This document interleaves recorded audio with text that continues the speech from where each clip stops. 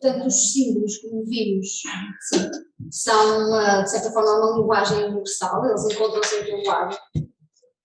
E, independentemente da nossa crença, das nossas filosofias, todos os humanos têm essa necessidade de desvendar alguns símbolos porque sentem alguma ligação. Esta conexão, de certa forma, a nossa alma clama por estas chaves, por estas portas, como a Nídia falou. E o verdadeiro símbolo é sempre esta ponte vertical entre a essência e a matéria. Os símbolos também nos ajudam, de certa forma, a desvendar ou a amplificar a mística de alguns mitos, de alguns monumentos, de alguns ciclos históricos, também perceber um bocadinho a história. E quanto mais antigo é este símbolo, mais profundo é o seu significado e a sua importância. Mas esta conexão dos símbolos, principalmente das civilizações antigas, eles viviam intensamente, viviam em todos os seus planos de atuação. Esta expressão de espiritualidade, digamos assim, eles, quanto mais conectados estavam com os símbolos, de certa forma também mais se desviavam do profano e mais se conectavam com o sagrado, que acaba por ser um bocadinho a meta que se pretendia. Portanto, esta relação com o sagrado nas antigas tradições acaba por haver uma distinção entre dois tipos de símbolos, ou dois tipos de criações de símbolos. Existem símbolos criados pela própria natureza em si, e existem símbolos que são criados pelo homem, mas para expressar uma mensagem, para expressar essa espiritualidade, essa manifestação de ideias que acabam por nos facilitar um bocadinho e transmitir chaves muito importantes. Por exemplo, na tradição indiana, eles acreditavam que tudo era simbólico, tudo o que nos acontecia, não eram propriamente acontecimentos causais. Eram sim acontecimentos que eram provocados ou eram atraídos pela nossa vontade de crescer, pela nossa vontade de aprender, portanto, e de superar as limitações. Nós às vezes achamos que não estamos a procurar essas respostas, mas inconscientemente até estamos. E existe uma sequência inteligente, portanto, existe toda uma estrutura inteligente por trás desses acontecimentos e dos símbolos. Portanto, os símbolos, quando os vivemos intensamente, eles de certa forma ajudam-nos a despertar a alma, a transmutá-la e também a libertá-la. Por acaso, Plotino também dizia que o homem sábio é o homem que consegue ler uma coisa através de outra, portanto, ver sempre a mensagem por trás. Este símbolo é muito conhecido, acaba por ser também um bocadinho reflexo, porque há um bocadinho a Nídia falou das polaridades, em que realmente o universo está, de certa forma, desmembrado. Existe sempre a necessidade de haver um elemento oposto para que haja alguma harmonia. Portanto, o subjetivo complementa o objetivo, o espírito complementa a matéria, o movimento complementa o repouso, e vamos tendo assim uma série de forças opostas, mas que são integradas e que são essenciais para que realmente tudo se desenvolva. Eles têm uma expressão simbólica, no fundo é uma imagem em que tem um círculo que é separado por uma linha e que marca estas duas metades, e são partes que nunca se separam, é uma dinâmica viva, está presente em tudo, como a Nídia também me falou, está presente em tudo, tanto no macro como no micro, portanto, está presente dentro de nós, fora de nós, e é isto que faz com que se conecte tudo com o universo. Não existe nada no universo que seja completamente yin ou completamente yang, portanto, eles precisam e eles complementam-se. Embora sejam antagónicos, eles são são mesmo complementares e essenciais entre si. É curioso, por exemplo, na visão astrológica, este símbolo é visto como se fosse o céu e a terra a darem um abraço, também é muito bonito. Na visão dos chineses, é um sinal do tempo e do espaço, como únicos na sua espécie. Também é visto como a matéria e o espírito. E o universo acaba por ter estas duas dimensões básicas, em que a essência, ou seja, o céu, e a aparência do mundo manifestado, que é a Terra. No Yin e no Yang existem muitos diagramas e muitas linhas de explicação, e neste mesmo símbolo é possível nós, neste exemplo, vermos a sua divisão também por estações e por elementos da natureza. Existem alguns também que retratam, como a Maria falou há bocadinho, do nascimento, da maturação, da morte, que é sempre simbólica. E, portanto, acaba por ser toda esta fusão que faz com que nos consigamos transmutar. Esta lei, eterna lei que existe por trás não só deste símbolo, mas de tudo que existe na natureza. No auge do Yin, aparece o Yang e vice-versa. Quando um chega a um equilíbrio, aparece o outro. É um bocadinho a ideia do caos. Que só quando nós temos uma elevação da nossa consciência, nós conseguimos a evolução. Portanto, conseguir harmonizar as tais experiências pelas quais nós passamos, não é? E conseguir perceber quais as ferramentas que nos fazem avançar, aí sim nós conseguimos transmutar essas experiências em sabedoria. Estas polaridades, elas são diferentes, o Yang é positivo e o Yin é negativo, mas este negativo nunca é no mau sentido, portanto não é o bem nem o mal. São duas forças que têm pontos fracos, têm pontos fortes, mas é como se, por exemplo, ao respirar nós fazemos dois movimentos que são dispensáveis, não é? Nós precisamos de inspirar e de expirar, são, de certa forma, movimentos opostos, mas que são vitais, não é? Que eles têm que estar juntos. É este pulsar, esta dinâmica do universo que se reflete, lá está na nossa própria vida, no universo, nas estações, nos ciclos, e é um bocadinho também, é curioso que é um bocadinho como a definição do símbolo, que acaba por ser algo que foi colocado no mundo, mas que permaneceu junto ao campo das ideias. Portanto, são duas coisas que se encaixam perfeitamente quando estão juntas. Assim como deveria de ser, se calhar a maior parte, é complementar a nossa essência e a nossa imagem. Será que elas se encaixam? Porque se nós conseguíssemos representar a ideia que está por trás da nossa aparência física da maneira mais fiel, nós, de certa forma, conseguiríamos fluir de uma forma mais leve, sermos muito mais fraternos, sermos muito mais tranquilos, mais harmoniosos. Acaba por ser pedido este equilíbrio entre o interior e o exterior. Assim como quando nós temos que agir, quando temos que refletir sobre a nossa ação, que essa ação se reflete exatamente nessa harmonia, tudo o que nós pensamos, todas as nossas ideias, a nossa essência. Este símbolo também retrata, de certa forma, as ideias ou as leis que estão por trás do universo. A lei da correspondência também, como o Miguel também falou, temos a lei da vibração, a lei, por exemplo, da causa e efeito. Todas as ações que nós fazemos, quando há um bocadinho falamos no destino, tudo o que nós fazemos acaba por ter uma consequência. A consequência não é propriamente má. Acaba por haver um efeito, e é curioso que mesmo quando nós achamos que não estamos a tomar ação nenhuma, por simplesmente não nos apetece decidir ou vamos descansar, isso acaba por ser uma opção. Portanto, nunca para, é sempre uma dinâmica viva e é sempre uma lei por trás de causa e efeito. Nós estamos constantemente nesta dinâmica do universo. E este foco também nas leis que estão por trás dos símbolos, é importante perceber como é que elas se manifestam, porque faz-nos pensar também um bocadinho, ou pelo menos apelar um bocadinho ao autoconhecimento.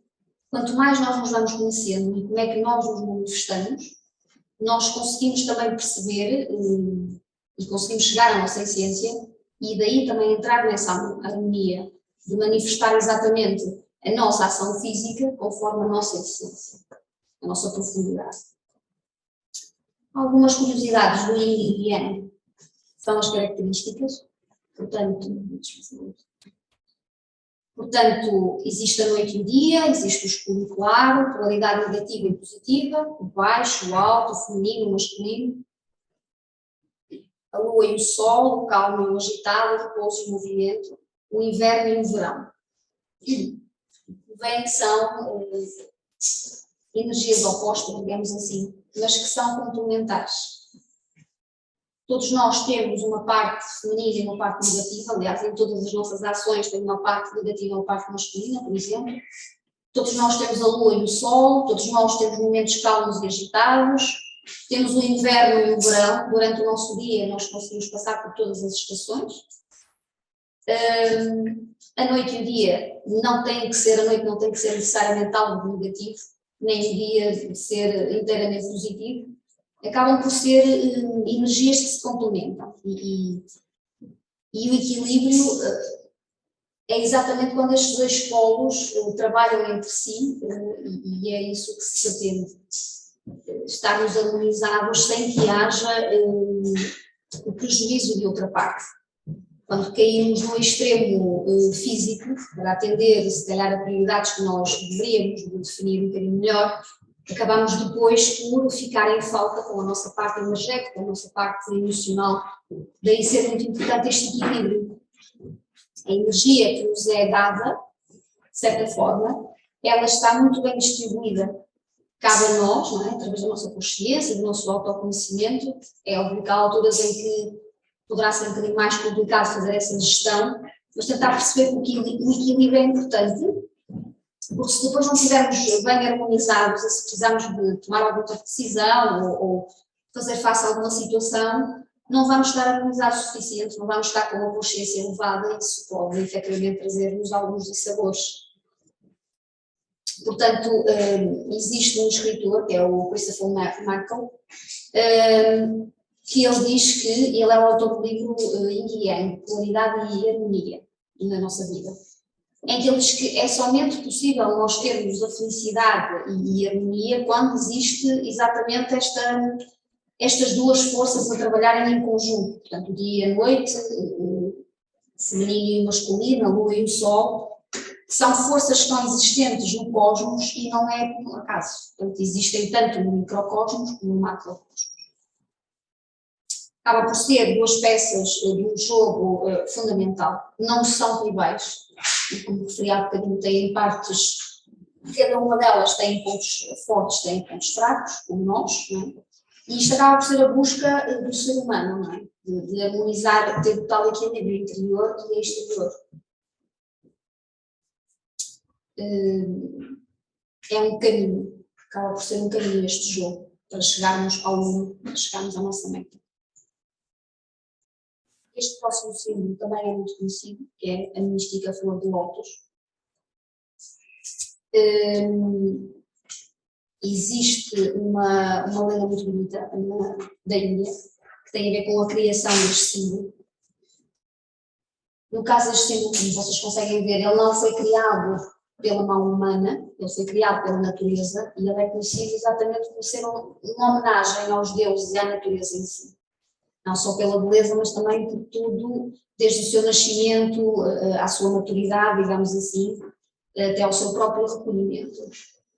E então na Índia eles contam uma pequena história sobre a criação deste símbolo, porque nestas tradições a filosofia, a mitologia e a espiritualidade, elas estão sempre integradas e eles vivenciam de uma forma muito natural, portanto o sagrado está constantemente presente no cotidiano deles. A passagem de mitos ou de histórias ou estas mensagens acaba por ser uma forma mais simples de se transmitir, portanto, estas ideias e estas experiências, digamos assim. Portanto, a história conta em que 4 irmãos estavam sentados à volta de um lago e como eram raras as oportunidades para eles estarem juntos, eles estavam realmente a reclamar, reclamam muito, que estavam presos a este ofício, que não se podiam dedicar àquilo que gostavam, que tinham pouco tempo livre. Estes 4 irmãos eram o fogo, a terra, a água e o ar. E a água lembrou-lhes que eles estavam, portanto, a trabalhar para a lei divina. Portanto, eles, era um trabalho que deveria lhes estar a dar maior prazer e não estarem propriamente a reclamar. Eles aproveitaram o momento, porque era muito raro eles conseguirem estarem juntos, não é? E, portanto, eles estavam a comentar entre si as obras que foram construindo e destruindo, porque tem que haver sempre evolução, construção, destruição. destruição, e então, volta e meia, vinha a ideia que o homem estava a ser ingrato, que não valorizava a natureza, que não valorizava a vida, e que o esforço deles que era em vão, e que se calhar deveriam de castigar o homem severamente, deixando-o ajudar, por exemplo. Mas, entretanto, eles acharam melhor pensar em coisas positivas, em coisas novas, porque, por muito que haja esse ímpeto, nunca dá uma boa solução. E quem somos nós para estar a julgar ou para estar a educar os outros? Então, pelo contrário, eles, antes de se despedirem, eles decidiram deixar uma recordação no planeta desse encontro. E queriam trazer algo que simbolizasse a essência, cada uma das suas partes, claro, combinadas com harmonia e beleza. E então, no meio de muitas sugestões e ideias que eles foram trocando, um deles sugeriu que utilizassem o lago como origem. E assim foi. Decidiram então fazer uma planta que tivesse as suas raízes frente à terra, crescesse portanto, pela água, chegasse à plenitude do ar até ao calor do sol. E ofereceram a cada um deles o seu dom. A terra disse que daria o melhor dela para alimentar as raízes, a água que forneceria a linfa para lhe dar a força e o crescimento para a sua haste, o ar disse que acertaria com as melhores brisas, dando-lhe energia para ela conseguir atrair a sua flor, e o fogo, para finalizar o projeto, escolheu o melhorzinho para oferecer, que era o seu calor, e através do sol, para lhe trazer a beleza das cores e também o impulso do desabrochar. E então fizeram essa obra, não é? E puderam se despedir em alegria. E a mensagem que eles quiseram deixar é exatamente uma lembrança de pureza da criação, da perfeição que o homem um dia pode alcançar. Isto porque é um símbolo que nasce em situações muito adversas. A flor de lótus é uma espécie de lírio de água, que, como vocês sabem, cresce na lama ou no lodo de lagos, e tem que ter efetivamente muita resiliência, muita força para conseguir se erguer contra todas as adversidades e às vezes algumas águas bastante turvas, para conseguir chegar exatamente à superfície e verticalizar-se. No fundo, é o seu símbolo. É um dos símbolos mais profundos e está presente em quase todas as gênesis das civilizações, em muitos ensinamentos, em muitas gravuras. Está ainda presente em algumas religiões, embora algumas de forma sutilizada, e tem, portanto, o simbolismo exatamente assente na criação, na geração, no renascimento.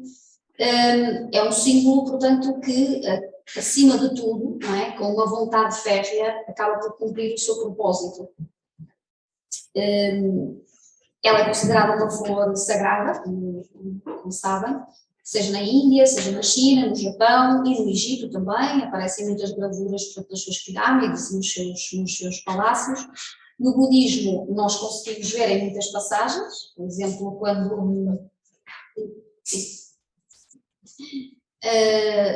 quando retratam o nascimento de Siddhartha Gautama, que depois seria Buda, há uma passagem que realmente eles falam que ele ainda bebê, quando dá os seus primeiros 7 passos na terra, 7 flores de lótus brotaram.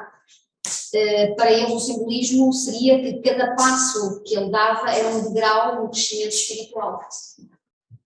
Aqui nesta primeira imagem nós vemos exatamente Maya, que significa ilusão, o mundo da ilusão, curiosamente.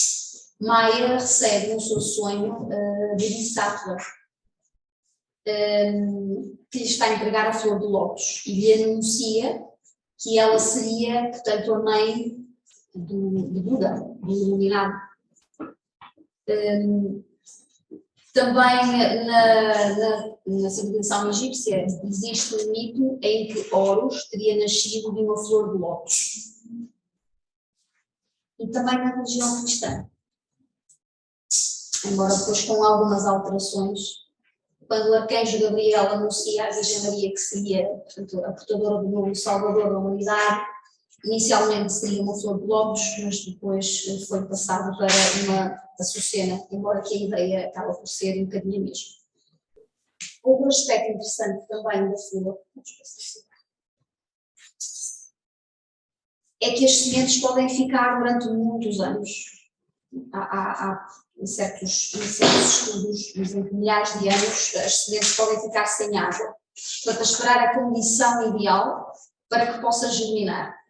Simbolizam sem dúvida a longevidade, mas também esta capacidade de esperar pelas condições certas, um bocadinho remetendo a ideia de Cronos e de Kairos, que temos que esperar qual é a altura de agir, qual é a altura de esperar pelas melhores condições para se manifestar e aí sim agir. Acaba por ser curioso.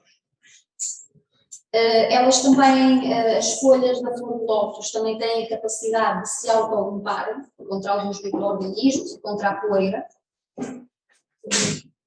Tem um bom sistema de defesa, de certa forma. Ela, quando vem muito bem preparada, muito bem concebida.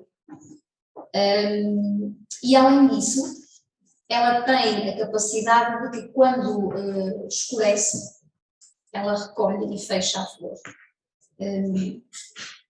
Ou seja, ela de certa forma acaba por se recolher, este constante recolher, remete-nos um bocadinho para a reflexão e depois no novo amanhecer ela volta, portanto, a abrir as suas pétalas. Este ritualismo levou os egípcios a retratarem o mito que eles têm do deus Ra, com este paralelismo, porque um dos mitos que eles têm é exatamente o deus do sol, em que todos os dias, não é, quando o sol se põe, Ra tem que lutar, mais uma vez o simbolismo da serpente, tem que lutar contra a Apófis. A Apófis é uma grande serpente do mundo inferior que tentava devorá-lo, e devorar o mundo acaba por ser uma das criaturas mais perigosas, e é a personificação do caos, da destruição e do mal, e sempre que o sol nascia, para os egípcios era uma celebração, o que significava que o seu Deus tinha vencido, embora que quando existia algum eclipse eles entravam em pânico. Havia, portanto, essa dualidade. E a flor de lótus simboliza assim, portanto, esta verticalidade, não é? Todo este esplendor, toda esta resiliência e também de ter o poder de se recolher quando tem que se recolher, de se auto-limpar quando assim também é necessário, simboliza o crescimento espiritual e a pureza do coração e da mente, porque independentemente das condições em que ela nasce, ela consegue se manifestar e se transmutar de uma forma pura. É óbvio que existe muitas outras explicações para este sim, mas a ideia é mesmo essa. Na Nova Acrópole nós gostamos de lançar a semente para depois também as pessoas explorarem mais, porque existem com certeza símbolos que dizem mais a umas pessoas e a outros. É um mundo que realmente acho que deve ser desvendado. O próximo símbolo, a imagem é um bocadinho complicada. Isto é a Pedra do Sol, ou o calendário azteca. Este foi claramente feito pela mão humana, mas é um bom exemplo para nós percebermos que realmente haviam civilizações com uma grandeza imensurável.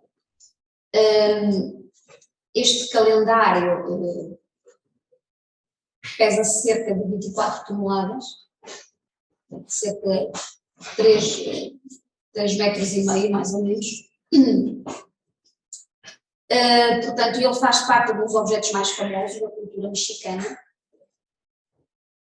e consta-se que terá sido enterrado quando os espanhóis invadiram e foi então descoberta novamente em 1790. É uma estrutura complexa.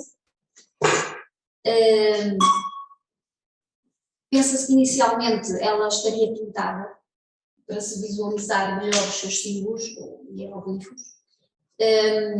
Não há certeza se estaria colocado horizontalmente ou verticalmente. mas a questão aqui se calhar não dá muito bem para ver. Mas à volta da pedra, ou seja, ela não está totalmente esculpida, o que dá a ideia de que ainda haveria mais continuidade para esses símbolos. Então é um calendário bastante simples. E é curioso que as civilizações vão, de certa forma, vão desaparecendo e vão-se criando outras formas de estar, mas as ideias iniciais acabam por não se perder. Esta ideia de nós queremos desvelar os símbolos, assim como também perceber a gênese da criação. Esta foi, de certa forma, o que eles conseguiram idealizar como a criação de um mundo. Este objeto acaba por retratar não só uma forma de contar os dias, os meses e os ciclos, essencialmente do Sol, mas também contar histórias de cataclismos anteriores, portanto, eras anteriores, que eles contam na sua versão.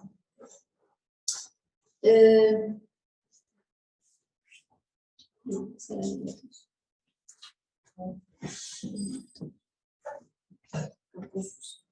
Portanto, isto representa a origem do cosmos e é um centro de estrutura, digamos assim, de ordem. Eles eram astrónomos muito precisos. Além de criarem o calendário do Sol, criaram também o calendário da Lua e de Vênus. Portanto, acaba por ser uma civilização bastante avançada, e muitas outras que nós podemos estudar. Nós podemos estar muito avançados a nível tecnológico, sim, mas há muitas coisas que para trás, seja na medicina, na astronomia e muitas outras áreas, já haviam muitas civilizações à frente. E este calendário tem duas funções, uma mais prática, que seria para, de certa forma, registar os dias normais, em que haveriam algumas celebrações mais sociais, e também para terem algum registro ou alguma noção quando é que deveriam começar algumas colheitas, quando é que deveriam deixar, de certa forma, o terreno repousar, portanto, para atividades agrícolas. E teria uma outra parte mais cerimonial, mais ligada às suas divindades, e com a ajuda do estudo dos astros, conseguiam fazer as tais previsões de ciclos e até as previsões dos indivíduos em si, que através do seu dia de nascimento eles identificavam mais ou menos a profissão que seria mais adequada àquelas pessoas.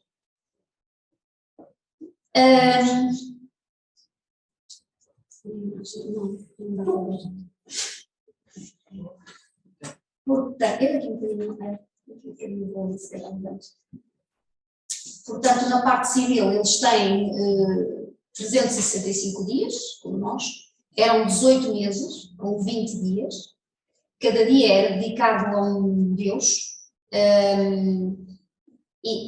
cada mês era dedicado a um deus, em que aí haveriam dias em que seriam para fazer festas, outros dias para fazer as oferendas a esse deus. Cada semana tinha 5 dias, o último dia era ligado ao comércio, mas mesmo assim, para chegar aos 365 dias, ainda faltam 5 dias.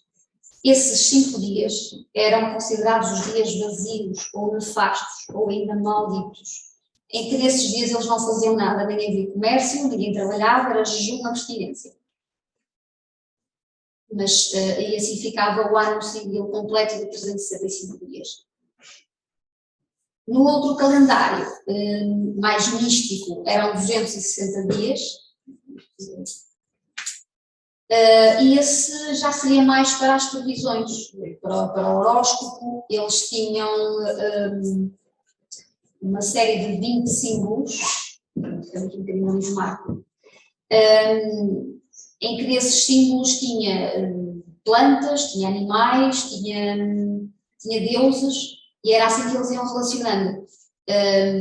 Existia uma roda com 13 elementos, como já vamos ver, e na segunda roda existiam 20 símbolos, e através daquelas coordenações eles conseguiam então fazer o registro dos dias, o registro dos ciclos, as mudanças de estações e também definir alguns acontecimentos, como vocês sabem, no passado, no presente e também no futuro. Eles previram alguns acontecimentos. A combinação dos dois ciclos, portanto, do civil, digamos assim, e das divindades, dava um ciclo de 50, dava lugar a ciclos de 52 anos, que era supostamente um ciclo de um sol para eles. E sempre que se fazia um ciclo de um sol, os sacerdotes faziam uma celebração e faziam as tais ofrendas e às vezes um sacrifício ao Deus do Sol que está ali no centro. Só assim eles entendiam que voltaria a brilhar por mais 52 anos. Desculpa. Portanto, estas imagens a cores são um bocadinho mais perceptíveis. Isto é, portanto, o centro do anel, de todo o calendário. Isto é uma divindade, é o Deus do Sol. Todas as civilizações acabaram por ter também esta adoração ao Sol. Independentemente do seu ponto no globo, existe realmente uma relação muito forte entre os humanos e este astro. Ele estava ornamentado, portanto, como se fosse um nobre, asteca, e tem a particularidade de, além de lembrar a ideia da criação, era também de lembrar que tinha que se fazer homenagens aos deuses, porque alguns deles sacrificaram-se para que uma nova leva, digamos assim, de seres humanos conseguissem continuar neste planeta. Neste segundo anel, lá está a tal origem dos sóis ou das eras, acaba por ser este, mas vocês conseguem ver. Todo o seu calendário era lido no sentido contrário dos ponteiros do relógio. E então, se nós começarmos...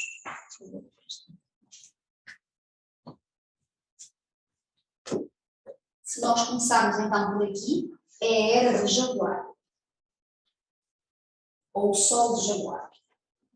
É lido neste sentido. O primeiro Sol, o primeiro ciclo era Jaguar. Eles tratavam como se o Sol terá desaparecido porque os jaguares devoraram todos os gigantes que existiam na Terra. Portanto, qualquer coincidência com a teoria da cosmogênese existe. Portanto, em vários pontos do globo existem teorias diferentes, mas que acabam por ter pontos em comum. Depois temos esta era do Deus do vento, que terá desvastado a Terra através do vento, aqui através de uma chuva de fogo, e aqui através de uma chuva de um dilúvio. Portanto, isto são 4 eras, 4 sóis que existiram, e nós estamos atualmente na quinta era. Ela não está aqui retratada de uma forma muito, quer dizer, nada disto é sutil, mas de uma forma muito fácil, mas segundo as explicações, o quinto Sol é considerado também um movimento 4, ou seja, o movimento destes 4 pontos significa o quinto Sol, que é a nossa era atual. Temos aqui as representações também dos pontos cardeais. Portanto, isto acaba por ser a explicação deles para os vários ciclos que se passaram na Terra, em que, por exemplo, no último terão exatamente dado a vida pelos humanos a alguns deuses, para que o Sol voltasse a nascer e que a Lua também continuasse, portanto, no seu firmamento. Daí a lembrança constante de que teriam que prestar homenagem e de certa forma, agradecerem esta nova oportunidade.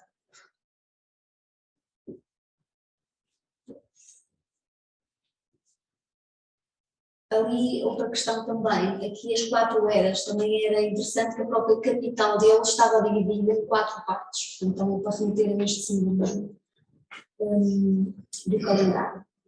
Ali nos extremos Vocês conseguem ver, tem duas garras, fazem lembrar as garras de uma águia, e dentro tem corações. Portanto, é exatamente essa ideia do sacrifício de cada lado. Tem pulseiras de jarro, claro, que acaba por ser um nobre azteca, mas as suas garras de águia seguram ali, portanto, os corações para lembrar os sacrifícios que são necessários fazer.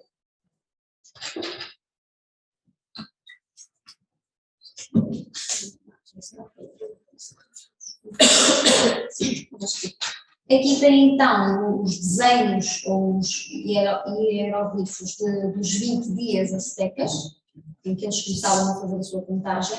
Também é no sentido contrário do relógio, em que tem alguns animais, como cobra, como cão, como cobra, mas também tem, como cabra, desculpa, como alguns deuses ali pelo meio, como também tem a erva, também tem ali uma flor, muito parecida com a flor de lótus.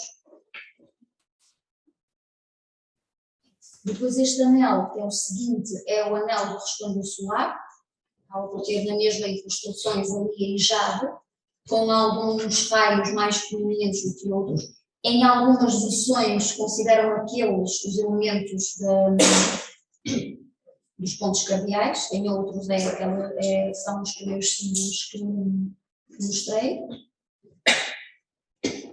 Tem ainda um outro símbolo. Basicamente, os anéis seguintes têm um anel que é considerado de sangue, para lembrar o sacrifício. Depois aqui estes pequenos altares são os altares o anel de sangue estará por aqui. Estes pequenos altares são com pérolas e com jade, é a aceitação dos deuses desses mesmos sacrifícios. E depois, aqui não dá muito bem para ver, mas é um anel de chamas, em que existe uma chama e por baixo de cada chama tem 4 pilares. E por fim, as nossas anfitriãs da noite, que são as serpentes, portanto a delimitar ali a pedra solar também. Para esta civilização, elas eram responsáveis para carregar o sol, portanto de certa forma para segurar o sol e para fazer com que o tempo continuasse a correr. E saem dali de dentro, embora a imagem esteja um bocadinho longe de vocês, 2 cabeças humanas, que são a representação de 2 deuses.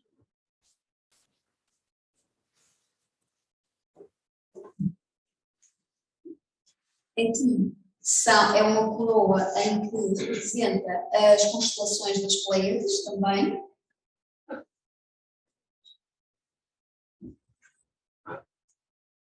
E dentro de cada uma destes segmentos das cobras tem, de certa forma, este símbolo que representa o ciclo de 52 anos. E à volta ainda terá incrustadas, portanto, pontinhos que representam as estrelas, e ainda com o céu lunar e o céu lunar. Portanto, todo este calendário tem um simbolismo esplêndido. Também vos aconselho a explorar.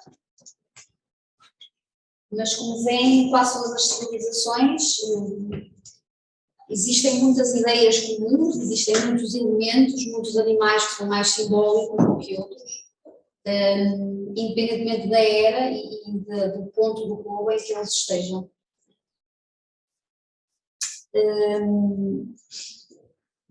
E aqui acaba por ser a combinação de tudo que eles tinham que trabalhar para conseguir fazer as previsões. Era quase preciso um programa de computador para fazer todas essas sequências. Finalmente, o último símbolo que eu vos trago também é conhecido, ao ser um símbolo bastante presente em alguns artefatos, amuletos, seja em bijuteria, seja para decoração. O deus Horus era o deus do céu, ou do sol nascente, e era também um mediador entre os dois mundos, mais da parte do mundo dos vivos, enquanto que Osíris, o seu pai, estava na parte dos mortos. Ele estaria encarregado de unir o Baixo Egito e o Alto Egito, mas tinha que lutar contra o seu tio para que isso fosse possível. Uma coisa curiosa também, no Egito, para eles, quando eles queriam representar um símbolo ou queriam falar sobre o símbolo, eles utilizavam como se fossem duas mãos unidas, porque para eles também era muito importante que as duas ideias estivessem juntas. Aliás, a sua manifestação e a ideia que está por trás, que era para tentar que aquele símbolo fosse eficaz naquilo que ele comportava, ou naquilo que ele velava. Era como se essas mãos se complementavam e havia o tal diálogo vertical entre o sagrado e o profano. No caso do olho de Horus, é um dos amuletos mais antigos. Eles consideravam, inclusive, que os faraós seriam as reencarnações de Horus, isto porque ele foi visto como um justiceiro, como alguém que lutou pela justiça, pelo seu povo. Acaba por ser um herói. O mito do nascimento de Horus também foi simbólico, assim, para quem não conhece. Osíris e Ísis, que eram os pais de Horus, eles governavam o Egito com muita prosperidade, eles eram os deuses da magia, da fertilidade, portanto tudo corria bem. Mas o irmão de Osíris, que era Set, ele era o deus da destruição e deus do deserto. Ele não se conformava com o facto de apenas governar o deserto e também não se conformava com a popularidade que o seu irmão tinha. Organizou um banquete, mas antes encomendou uma espécie de sarcófago, de caixa, com as medidas de Osíris, e no meio da festa, com certeza no meio de algumas bebidas, convidou Osíris a entrar na caixa e ele assim fez. Mal ele entrou na caixa, portanto ficou preso e Set assassinou e dividiu em 12 partes. Ísis ficou desesperada, claro, e depois soube do que Set teria feito, e através de um amuleto chamado espelho que tudo vê, era um espelho mágico em que o que ela precisasse de encontrar, o espelho proporcionaria a localização. Ela conseguiu localizar e reunir quase todas as peças, à exceção de uma essencial, para a concepção de Horus, mas de qualquer das formas, com a ajuda de Anubis, ela conseguiu construir um templo para proteger Osíris e ali guardar os seus restos mortais e através de uma forma mágica, digamos assim, ela conseguiu conceber Horus de qualquer das formas.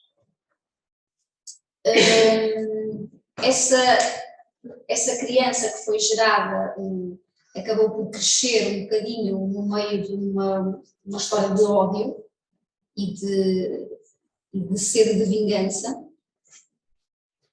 o que fez com que constantemente Horus e Set se debatessem.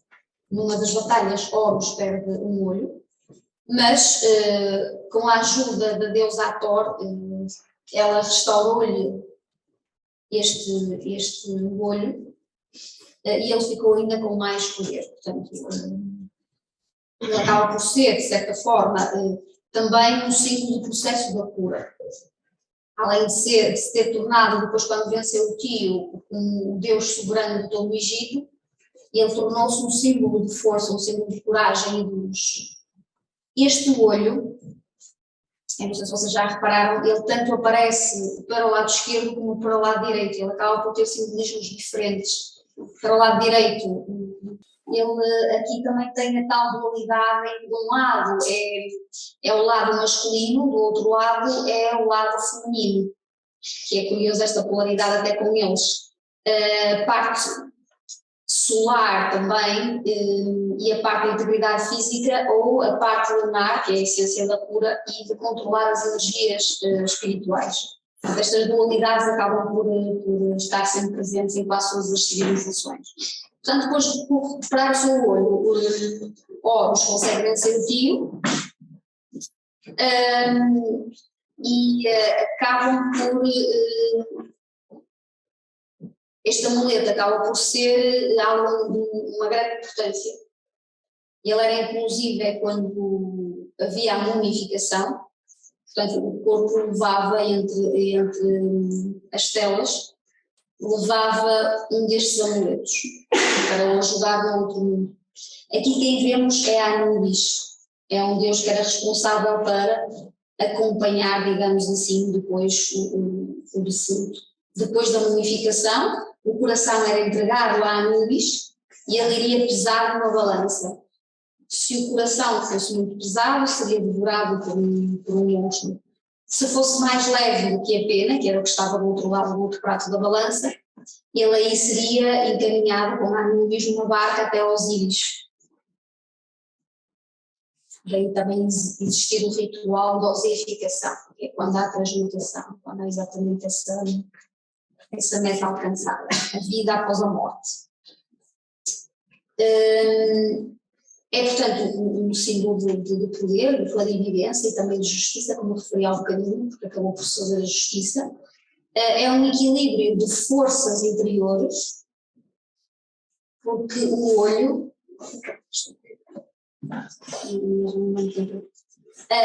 Portanto, acaba por ser um olho quase comum, não é? Tem a retina, tem a pálpebra, mas depois tem a lágrima, que se vocês também verificarem, acaba por fazer quase um ciclo.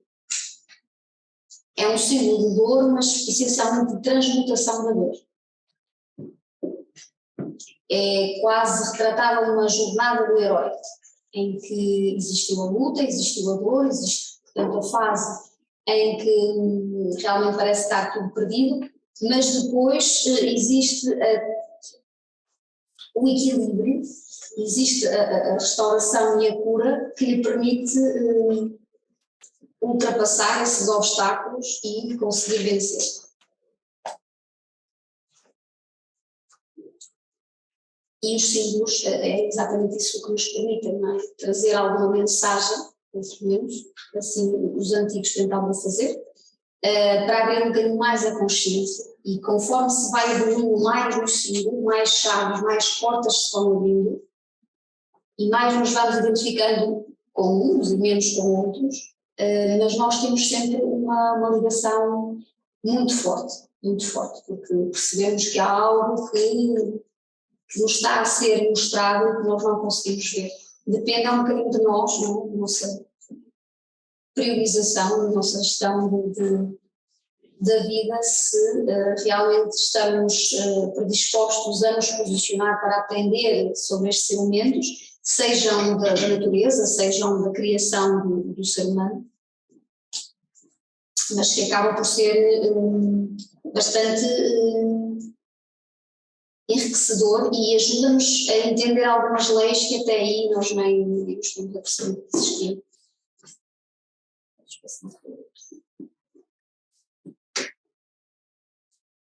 Temos aqui uma frase da nossa querida Luciana Galvão, que esse passo a gente conhece. Ela tem palestras muito boas. E há um bocadinho, nós temos sempre esta dinâmica. Outra dinâmica que também podemos ver no Yin e no Yang é a dinâmica do mestre e discípulo. Nós somos mestres e discípulos entre todos. E às vezes a forma como os símbolos nos chegam, ou as situações nos chegam, às vezes basta nós nos posicionarmos de forma adequada e nós conseguirmos mudar um bocadinho esta perspectiva e tentar perceber o que é que está por trás.